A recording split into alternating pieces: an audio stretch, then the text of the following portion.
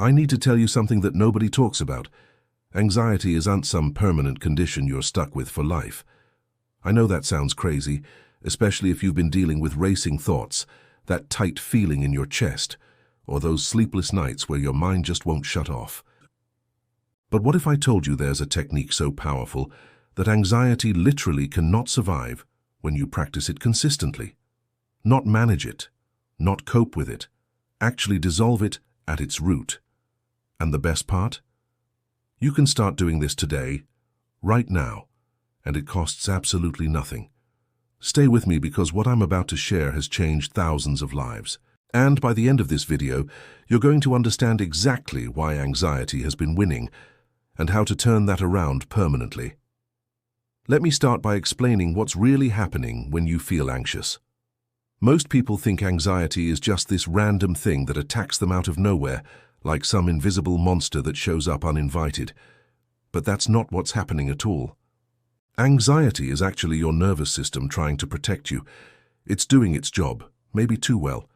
Your brain has this ancient alarm system called the amygdala, and it's constantly scanning your environment for threats. Back when humans lived in caves and had to worry about predators, this system was perfect. It kept us alive. But here's the problem. Your amygdala can't tell the difference between a real physical threat and a thought about something that might happen in the future. It treats them exactly the same. So when you're lying in bed thinking about that presentation next week, or replaying that awkward conversation from yesterday, or worrying about whether people like you, your amygdala is lighting up like you're being chased by a bear. Your body floods with stress hormones, your heart races, your breathing gets shallow, and suddenly you're in full panic mode, all because of a thought. Not a real danger, just a thought. Now, most advice about anxiety tells you to manage your thoughts, challenge them, or replace negative thoughts with positive ones. And look, cognitive behavioral therapy has helped millions of people. I'm not dismissing that. But here's what nobody tells you. Trying to control your thoughts is actually part of the problem. It's like trying to stop the waves in the ocean. The harder you fight against your anxious thoughts, the more power you give them. You end up in this exhausting battle inside your own head, and anxiety always wins that fight because you're playing its game. So what's the alternative? This is where the technique comes in, and I promise you it's simpler than you think, but it's also going to challenge everything you believe about how to deal with anxiety. The technique is this. You're going to learn to be present with your anxiety instead of running from it. I know. That sounds completely backwards. Every instinct in your body is telling you to avoid anxiety, to distract yourself, to push it away. But that avoidance is actually what keeps anxiety alive. Think about it like this. Anxiety feeds on resistance. When you try to escape it or fight it, you're sending a message to your brain that says, "This feeling is dangerous, I need to get away from it." And your amygdala, being the overprotective alarm system it is, responds by creating even more anxiety to keep you alert to this supposed danger. It's a vicious cycle. But when you stop running and turn toward the anxiety, something extraordinary happens. You break the cycle. You teach your nervous system that these sensations aren't actually dangerous. They're just uncomfortable. And discomfort can't hurt you. Let me walk you through exactly how to do this because the details matter. First, you need to understand that anxiety shows up in your body before it shows up in your mind. Most people experience it as tension in their chest, a knot in their stomach, tightness in their throat, or maybe trembling hands. Some people feel it as dizziness or a sense of unreality, like they're watching their life from outside their body. The physical sensations come first, and then your mind jumps in with the story. What if something terrible happens? What if I can't handle this? What if I'm going crazy? But if you can catch anxiety at the body level before the story takes over, you have incredible power to interrupt it. So, here's what you do the moment you notice anxiety rising. Instead of immediately trying to calm yourself down or figure out what's wrong, you pause. Just stop whatever you're doing for a moment. Take a breath, not a deep calming breath yet, just a normal breath, and bring your attention to your body. This is crucial. Where exactly do you feel the anxiety? Is it in your chest, your stomach, your shoulders? Get really specific. Is it a tightness, a flutter, a heaviness, a buzzing sensation? Describe it to yourself like you're a scientist observing something fascinating under a microscope. No judgment, no trying to change it, just pure observation. You might say internally, I notice a tightness in my chest. It feels like a band squeezing. It's about 4 inches wide. The sensation pulses slightly. The more detailed you get, the better this works. Now here's the part that feels really counterintuitive but is absolutely essential. You're going to get curious about the sensation. Not afraid of it, not trying to make it go away, but genuinely curious. What would happen if instead of running from this feeling, you moved closer to it? What if you imagined breathing right into the center of that tight sensation? What if you relaxed around it instead of clenching against it? This is where the magic happens. When you stop resisting the physical sensation of anxiety and start investigating it with friendly curiosity, the sensation begins to shift. It has to. Because anxiety is maintained by resistance, and you're no longer resisting. You're saying to your nervous system, I see you, I feel you, and I'm safe. Let me give you an example of how powerful this is. Imagine you're about to give a presentation, and you feel that familiar surge of panic. Your heart is pounding, your hands are shaking, your mind is racing with thoughts about how you're going to mess up. The old approach would be to try to calm down, take deep breaths, give yourself a pep talk. Maybe avoid eye contact with the audience. But with this technique, you do something completely different. You notice, my heart is racing, interesting. It feels like it's beating about twice as fast as normal. I can feel the pulse in my throat. You get curious about your shaking hands. My hands are trembling. If I really pay attention, the trembling is actually kind of rhythmic. It's almost like a vibration. And then something surprising happens.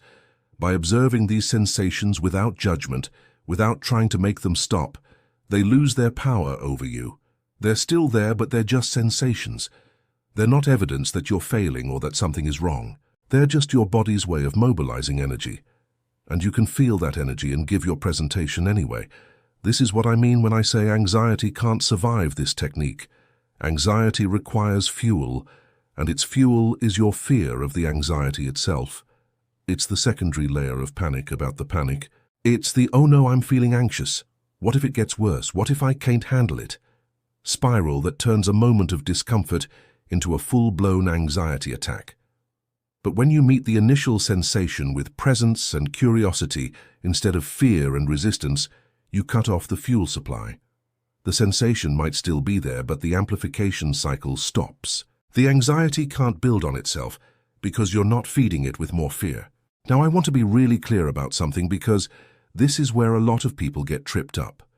When I say be present with your anxiety, I don't mean you have to like it or want it to be there. You don't have to be grateful for your anxiety or pretend it feels good. That's bypassing, and it doesn't work. What I'm talking about is acceptance, which is very different from resignation or fake positivity. Acceptance means acknowledging what is actually happening in this moment without adding a layer of resistance on top of it. It means saying, I'm feeling anxious right now, I don't enjoy this feeling, and I don't need to fight it or fix it this very second. I can just let it be here while I continue with what I'm doing. That's acceptance, and it's incredibly powerful because it takes you out of the war with yourself. The reason you need to practice this every single day is because you're literally retraining your nervous system. For months or years, your brain has been learning that anxiety is dangerous and must be escaped. You've been reinforcing that neural pathway every time you avoid situations that make you anxious, every time you distract yourself the second you feel uncomfortable, every time you Google your symptoms at 2 in the morning looking for reassurance.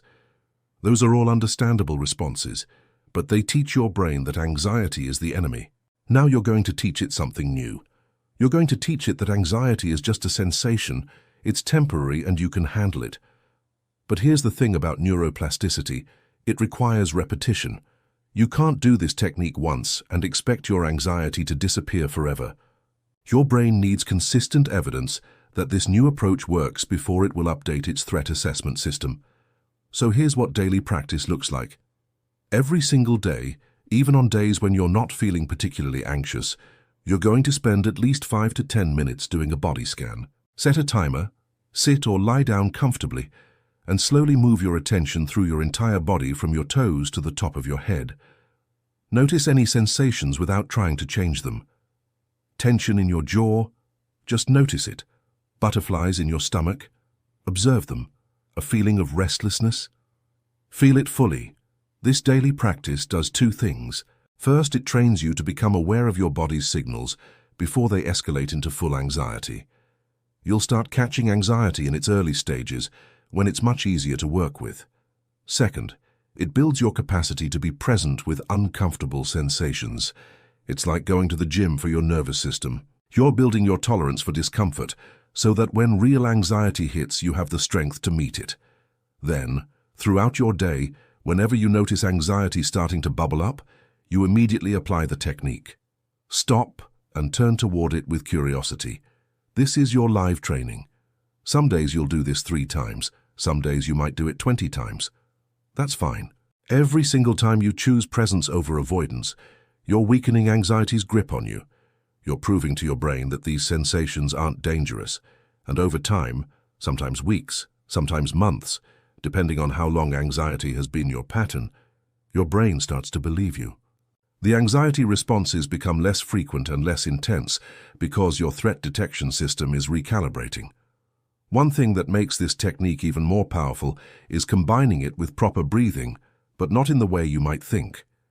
Most people, when they're anxious, are told to take deep breaths. And yes, deep breathing can activate your parasympathetic nervous system and help you calm down. But often when people are anxious and they try to take a deep breath, they end up breathing into their chest, which can actually make the anxiety worse because it signals to your body that you're in a state of emergency. Instead, you want to breathe into your belly. Put one hand on your chest and one hand on your belly. When you breathe in, the hand on your belly should rise while the hand on your chest stays relatively still. This is diaphragmatic breathing, and it directly signals safety to your nervous system. But here's the key. You're not using this breathing to escape the anxiety.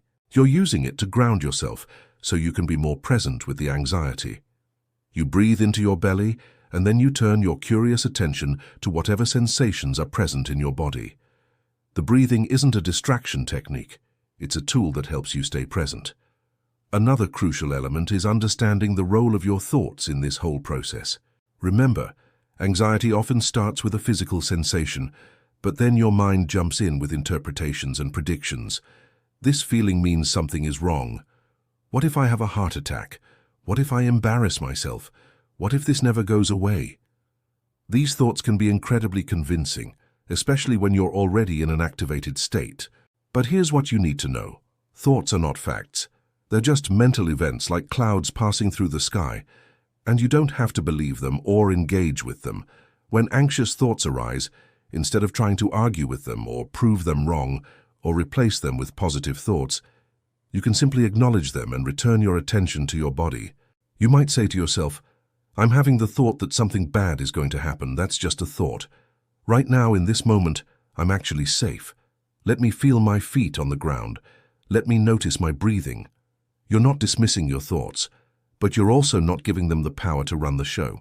You're anchoring yourself in the present moment through your body, which is the only place where you can actually be safe, because the present moment is the only thing that's real. This brings me to something really important that I want you to understand about anxiety and time. Anxiety is almost always about the future. You're worrying about something that hasn't happened yet and might never happen. Or sometimes anxiety is about the past, replaying something embarrassing or upsetting and fearing judgment or consequences. But anxiety can't exist in the present moment. Think about that. When you're fully present, when you're completely absorbed in what's happening right now, anxiety disappears. It has to, because there's nothing to be anxious about when you're just experiencing this moment as it is. The problem is that most of us are almost never fully present. We're constantly time-traveling in our minds, and that's where anxiety lives. So by practicing this technique of turning toward your body sensations with curiosity, you're actually training yourself to be more present. And the more present you become, the less space there is for anxiety. Now let's talk about what happens when you first start doing this, because I want to prepare you. When you begin turning toward your anxiety, instead of running from it, it might actually feel like the anxiety is getting worse at first. This is normal, and it's actually a good sign. What's happening is that you've probably spent months or years avoiding the full experience of your anxiety. You've been keeping it at bay with distraction, avoidance, reassurance seeking, or other coping strategies. Now you're finally allowing yourself to feel it fully. And yes, that can be intense, but here's the thing. It peaks and then it passes. Anxiety is like a wave. It rises, it crests, and then it naturally falls. But you can only discover this if you stop running from it long enough to ride the wave.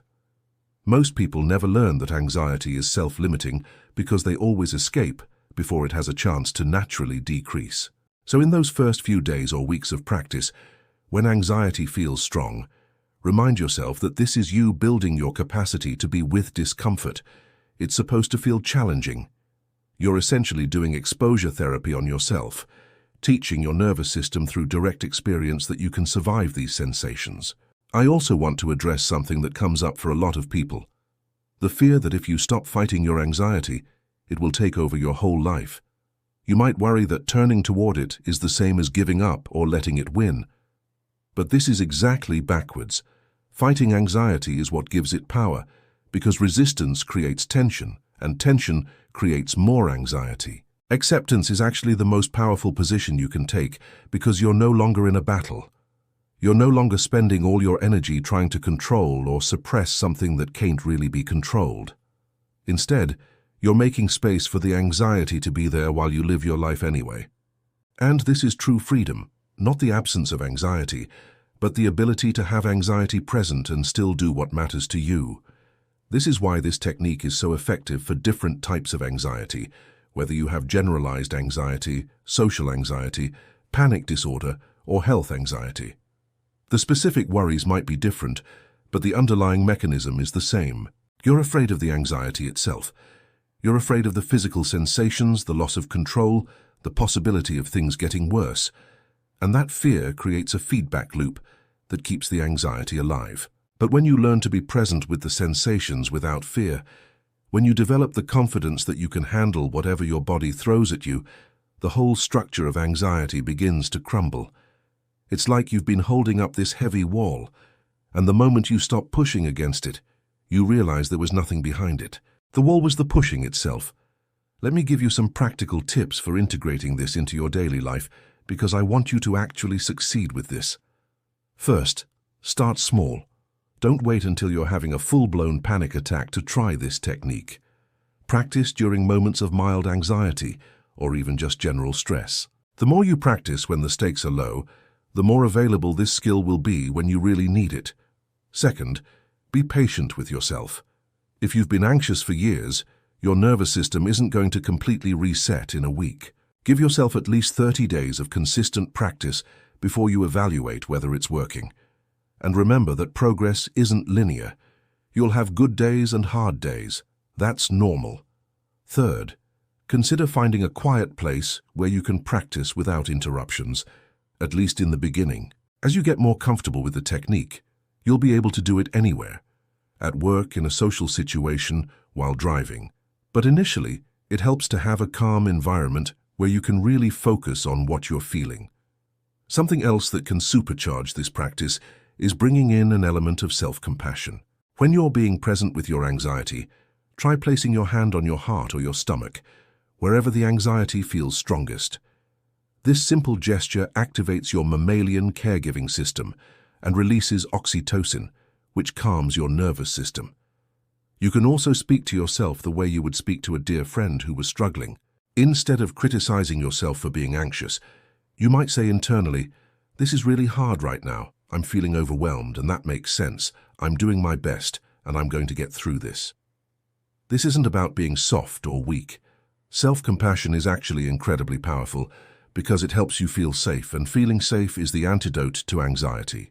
When you combine curious presence with self-compassion, you create an internal environment where anxiety simply can't maintain itself. You might be wondering at this point about medication or therapy and whether this technique replaces professional help. Let me be really clear.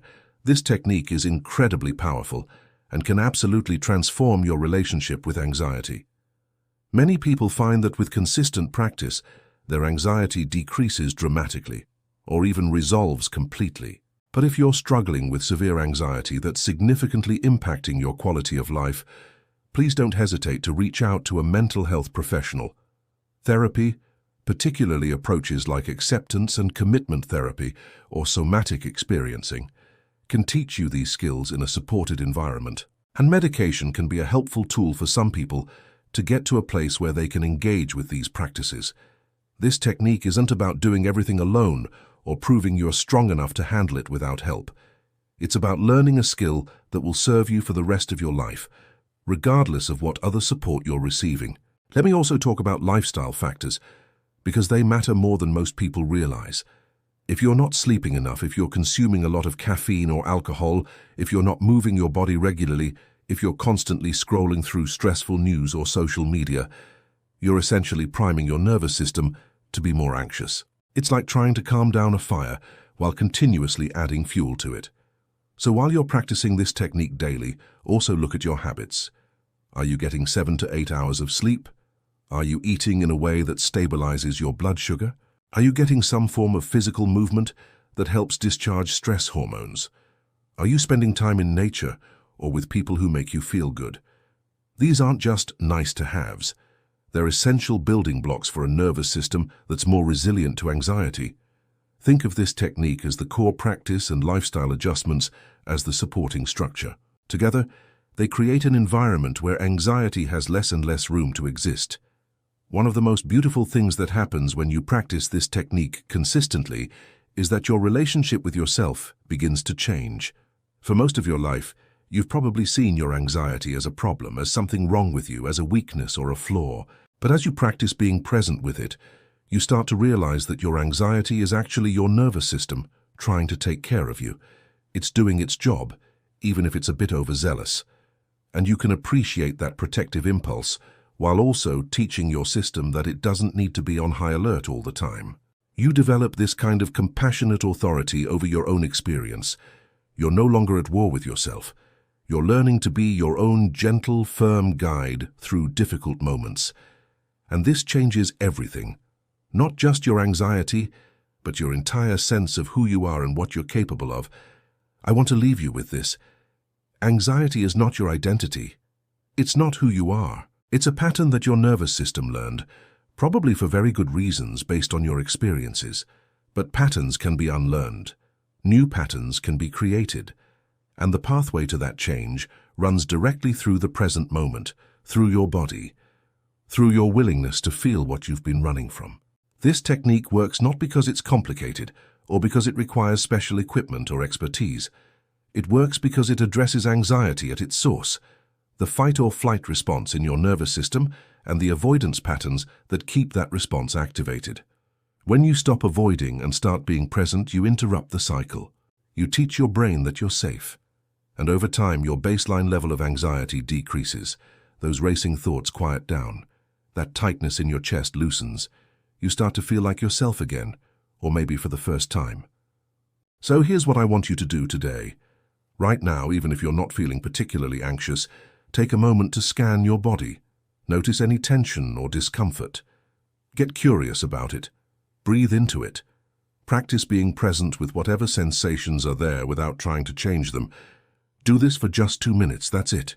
And then do it again tomorrow, and the day after that. Make it as non-negotiable as brushing your teeth, because this daily practice, this commitment to presence over avoidance, is how you reclaim your life from anxiety. It's how you break free from the constant worry and fear. It's how you become someone who has anxiety sometimes, rather than someone who is anxious. And I promise you, if you stick with this, if you practice it every single day, even when it feels hard or pointless, or like it's not working, you will look back in a few months and be amazed at how much has changed. Anxiety can't survive consistent, curious presence. It just can't, and now you know exactly how to make that your reality.